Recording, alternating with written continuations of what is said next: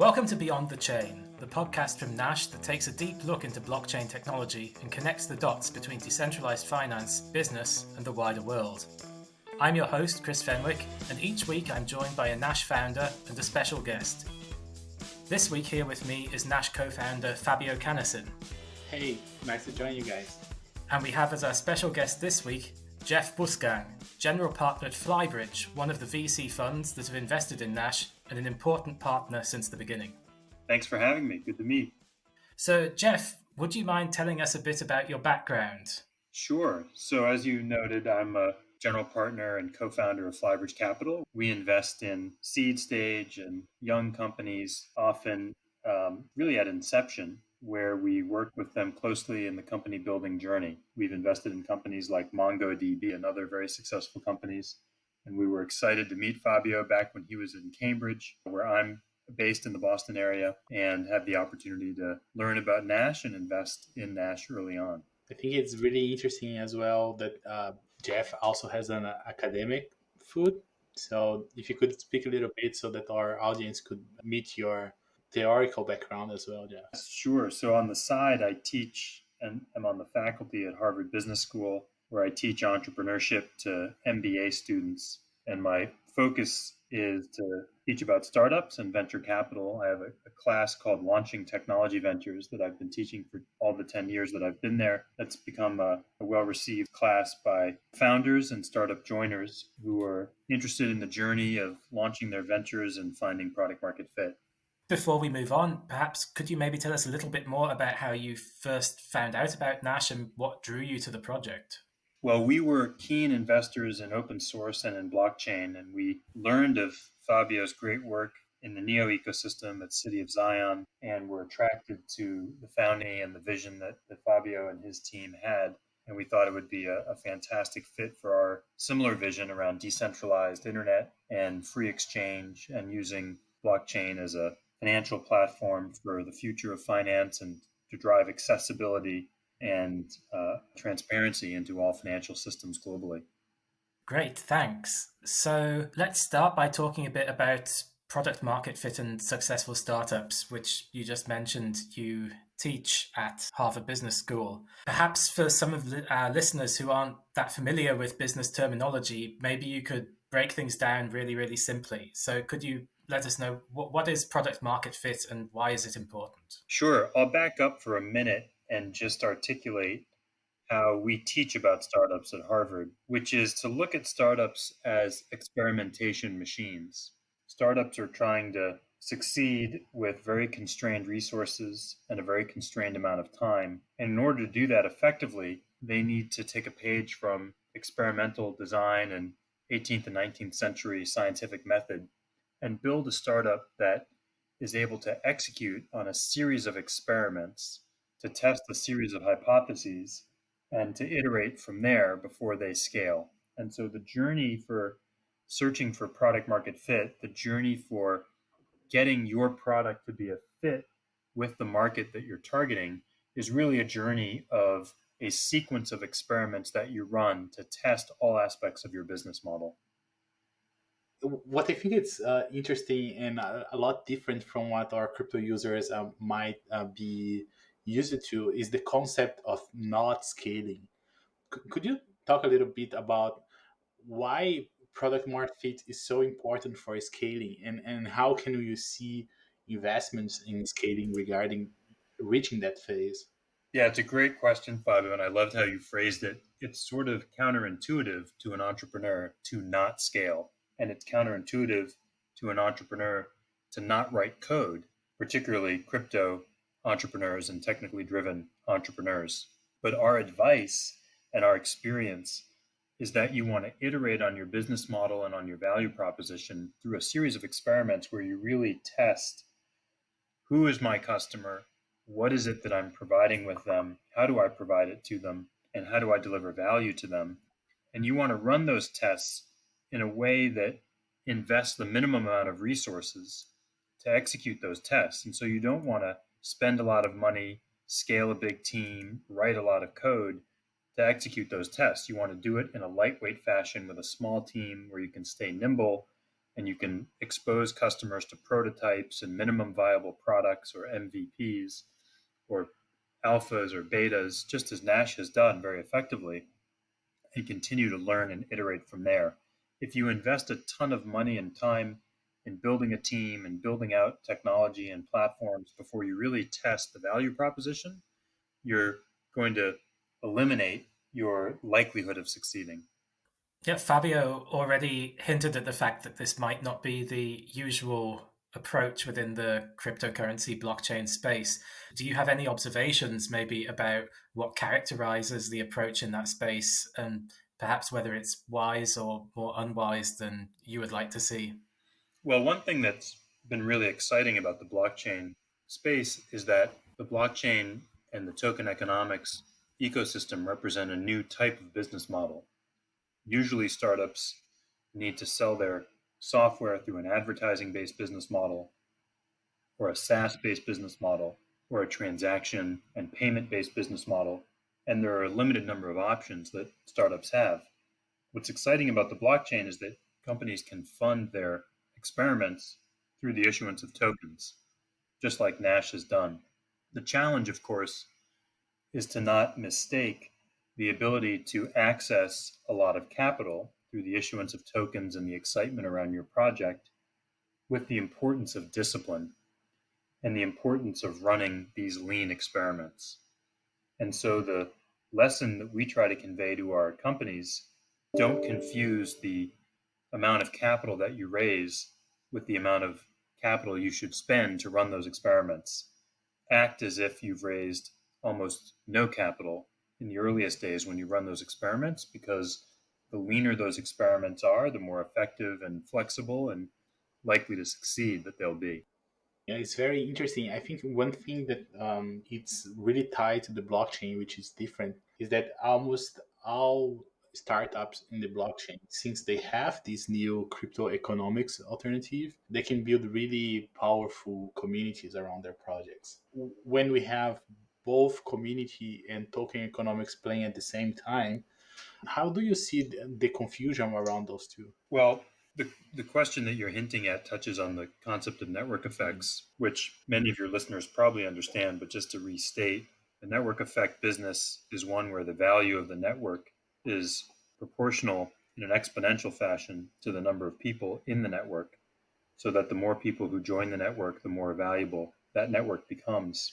And all of us are very familiar with those businesses like Facebook or Snapchat, which are products that are really valuable when all your friends join and you can interact with them. What's interesting about communities, which we have spent a lot of time at Flybridge on and write about and invest behind as a thesis, is that communities are like network effects on steroids, because communities allow you to attract customers and support each other and drive engagement in a way that's a self-perpetuating flywheel without the company having to generate the energy, but rather the energy comes from the community. And one of the things that impressed us about Fabio and his team was that he had figured this formula out at City of Zion, which was this great community of developers focused around the Neo ecosystem.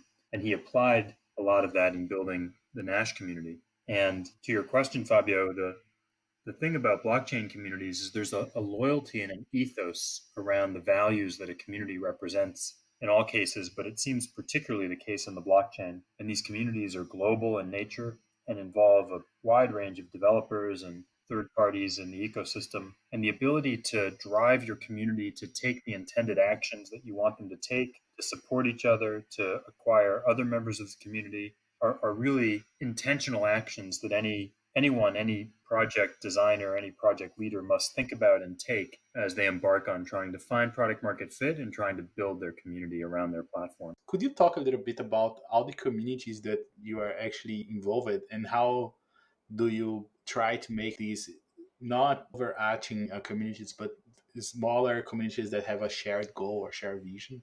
Yeah, one of the best ones as an example around shared vision and shared goal that I can cite is the company Chief, which is a community of female executives, C-level executives that we invested in that originated in New York City but now has spread throughout the United States. And the insight from the two founders was that women, senior women in executive roles, desperately seek out community. Even though they're incredibly busy and incredibly stretched, seeking out peers and supporting those peers as they advance in their careers is a very powerfully shared goal. And so the company was able to form this community of senior women who were excited to be with each other and to support each other, who pay a membership fee to be in the community, often paid by their company, and who invest tremendously in bringing other women into the community because they recognize that the more powerful the network of female executives join Chief, the more valuable the community is. And in many ways, the community itself becomes the product. What's interesting about Chief is that the original hypothesis was that the clubhouses would be a very important part of the product offering, the physical spaces where the community would gather for events. But in the age of COVID, the clubhouse has gone virtual, and it turns out the value in the product is actually the community itself more than the physical space. It's the network and relationships that the women have with each other and supporting each other than any physical manifestation of that. So those examples, like Chief, like what you did at City of Zion, like what we've seen happen at MongoDB and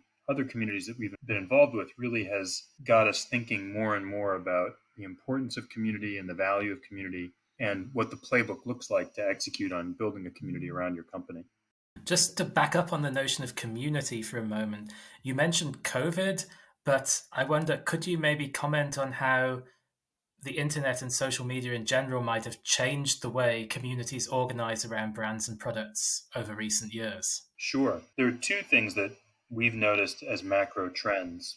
One that have driven this notion of community. One is what Professor Robert Putnam from Harvard Kennedy School referred to as bowling alone, which was a famous book that he wrote about a decade ago, where he talked about in American society, and this is true in many other societies globally, membership has gone down. People don't go to church as much as they used to. They don't belong to civic organizations as much as they used to. The benefit of the internet is that everyone receives their own personalized content channel. The downside is we don't have that shared experience as a global society and a global community. So that was one interesting trend, is that as social animals, we're becoming lonelier. And the second trend is that, and you hinted at this with your question, Chris, that tools have emerged with the web and with broadband that have allowed communities to form in a very efficient fashion. Slack is an obvious one that many of us use, and other forums and social media platforms are similarly situated, where online communities can be created very efficiently. And you can now follow into communities of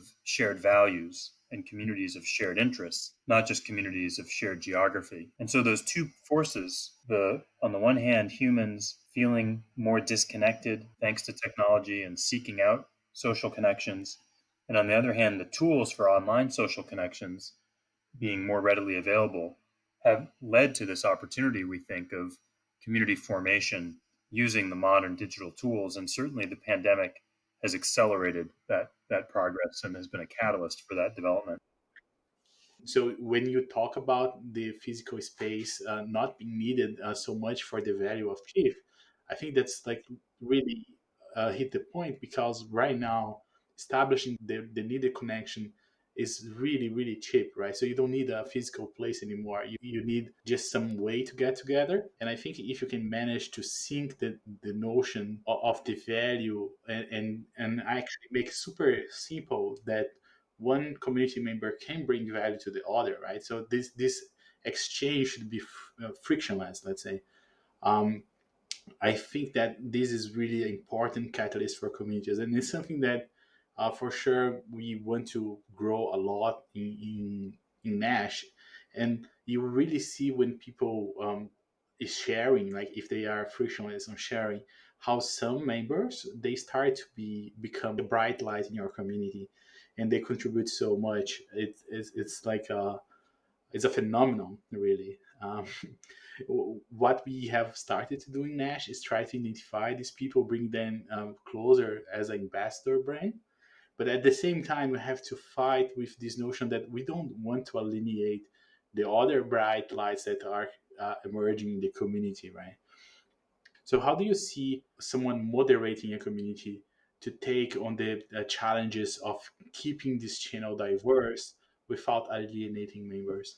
I think the way that works best is if there's a shared purpose and set of values for the community, but not necessarily a shared or a homogeneous profile. One of my mentors likes to say, we should eliminate the term cultural fit and replace it with values fit, because to build a diverse community, you want many cultural misfits. You don't want to have everyone be homogeneous in their culture, but you do want to have a shared purpose and a shared set of values. And so I think if you want to build an open, transparent, diverse community, you have to focus on values over culture. And then the second part of your question around engagement and different levels of engagement, I think one of the things that a mistake that many entrepreneurs fall into is they focus on applying the marketing funnel to the community, and they force community members on a forced march up Mount Everest, to the equivalent of the marketing funnel, to get them to behave in exactly the way they want them to behave. And in truth, community members more typically want to engage in a variety of activities at different points in time based on their goals and their profile and where they are in their lives. And that's okay. That should be a part of community, a good community design, is that community members can move in and out of different phases and different levels of engagement. And at each of those levels of engagement, they're valued. And at each level of engagement, they're encouraged to move to a more intense level, but not forced or pushed in any way. If we have this community, we have managed to get off shared goals and shared values, and we know very well how people is using the product. So let's start scaling this. How do you see marketing and community business development going as you reach market fit? The most powerful way to grow a community is to have it generate self-perpetuating energy and growth, where community members attract other community members. And there's a set of actions that you want your community members to take to do that, whether it's sharing on social media, whether it's reaching out to the key community leaders that are active spokespeople. One of the community managers at Codecademy, one of our portfolio companies, which is the largest online coding school, said to me that, these communities, they typically exist already. So you're not, in many ways, sometimes you're not as much creating a new community as much as you're trying to organize, engage, and support an existing community and harness it. And so finding where the members of this community live, what they read, who they talk to, what Reddit forums they attend, that's the magic, is getting those community members to come and pay attention to your platform and your value proposition. I'll say maybe one more thing on that, which is taking a page from Reddit. Reddit has created this interesting flywheel effect where the content created by the users itself generates more user traffic because it's discoverable on Google through search engine optimization and often shared through social media. And so if you can create in your community this flywheel where the actions taken by the members of the community in turn generate more energy for the community, that's a really powerful community design. I have a question which is about the sort of macro effects that we've been discussing. Your fund is very interested in sort of open source projects, and you've spoken about how you like the sort of the frictionlessness of exchange. So how do you see this tendency characterizing maybe the future of entrepreneurship, and particularly which countries or regions might emerge as global leaders, if any? So I'm assuming you would agree that there will be a shift away from, for example, the US as having a hegemony in this kind of region, which it developed in the 20th century for various historical reasons. But do you see these tendencies leading to much greater global diversity in terms of which regions are centers of entrepreneurship? It's a great question, Chris, and I'm not sure I have the crystal ball on able to prognosticate which countries and which communities will emerge most effectively. I do know that there are a few advantages that open societies have, which are freedom of expression, freedom of thought, freedom of press, freedom of intellectual engagement and debate. And I think that the countries And the communities that have those freedoms are more likely to have and foster strong entrepreneurial activity in this age of community formation. If one is raised in a society where freedom of expression and debate and conflict and challenge is looked down upon or suppressed, I think it can be very difficult to generate that entrepreneurial energy where, as you know, entrepreneurs are iconoclasts. Entrepreneurs challenge the status quo. Entrepreneurs are disruptors. And only in a free and open society, in a liberal democracy, if I can use that old-fashioned term, do you encourage that behavior from when folks are very young and in very formative stages. If you think about the future, I would not say there would be a flag under entrepreneurship. You know, it's much more a profile, and as Jeff said, like if you have that mindset, then where you are. And as technology evolves, and I think COVID is like a demo of these remote work, remote communities, these things will become so powerful. There's no reason you can't create a $1 billion company from your home anymore. And that was unimaginable just a few years ago. I agree with that. It's also interesting to note that many of our companies are wildly distributed, and Nash is a great example of that. Fabio and Carla started in Cambridge. Now they live in Austria. Many of their teammates are spread out throughout Europe and the US and Asia. And they've been always a remote first company and a company that was distributed at its core. And it's those kinds of design principles that I think are going to be most effective in the future. And I think the companies that can embrace those design principles early in their formation will be most successful. You know, it's always good to look back and thinking where you're, like, on the theoretical frame where you are, right? Yeah, and I think one of the things that when I talk about product market fit, I think you've heard me say this before, but there is a sequence that matters.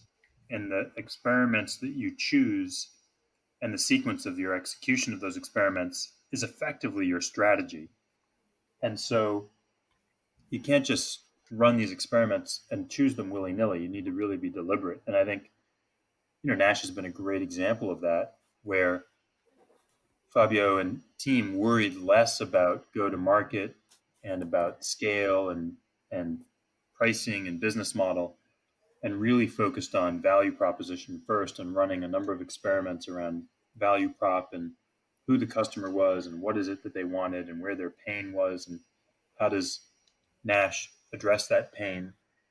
And that takes time to iterate your way through that cycle. But once you hit that iteration and once you get a few hundred and maybe a few thousand customers to really love your product and platform, then you're ready to scale. But until you can get 1,000 people to love what you're doing, which is a quote that the Airbnb founder likes to cite as a piece of advice he got from Paul Graham of Y Combinator. It's much better to get 1,000 people to love what you're doing than 1,000,000 people to like it. And I think Nash and Fabio and team have done a really great job of zeroing in on that part of the formula and then leveraging the power of community to scale from there. Jeff, do you have another good example of a company that has designed experiments very effectively and is maybe further along the road than Nash is right now? Well, one example that we teach a lot in our class at Harvard Business School is the example of Dropbox.